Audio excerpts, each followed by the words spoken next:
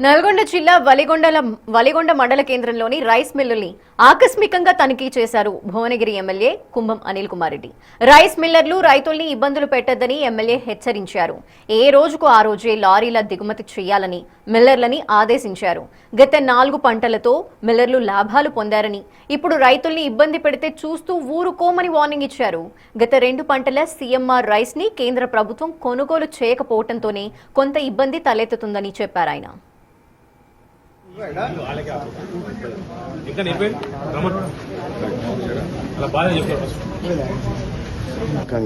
చివరి గింజ వరకు కొంటామనే ప్రభుత్వం దేశం లేడలేదు.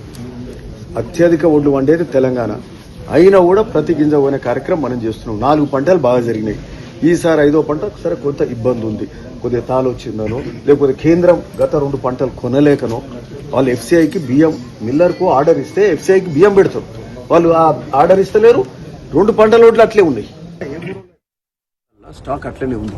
ఆ స్టాక్ కనుక కస్టమ్ మిల్లింగ్ రైస్ కేంద్రం ఆర్డర్ పెట్టి ఆ ఎఫ్సీఐలకు అప్ప చెప్తే మిల్లులు ఖాళీ ఉంటే మిల్లర్ వద్దంటే నాకు ఈ రైతులు ఎంబడి పడి తీసుకుంటుంది.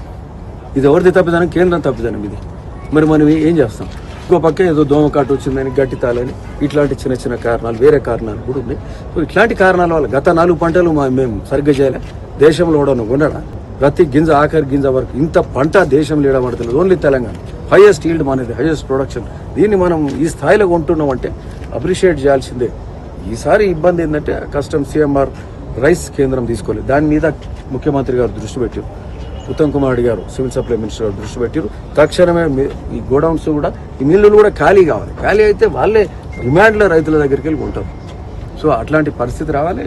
ఈసారి పంట కొద్దిగా ఇబ్బంది అయి ఉండొచ్చు, బట్ ఇంకా ముందు మరి అట్లా జరగొద్దు. ఈసారి కూడా ఇన్ టైం ఎక్కువ పోయినసారి పోయిన ప్రభుత్వాలలో మేము చూసినాం. 10 ఏళ్ళు ప్రతిపక్షం నుండి పోరాటం చేసినాం. 2 నెలలు పట్టేది ఒడ్లు కొనుగోలు చేయడానికి. ఈ రోజు మస్తుగా మాట్లాడుతుంటారు. 1 monthలో ఒడ్లు కొంటున్నారు. 1 month మళ్ళా అది కూడా కొన్న 48 గంటలల్లో డబ్బులు కూడా వాళ్ళ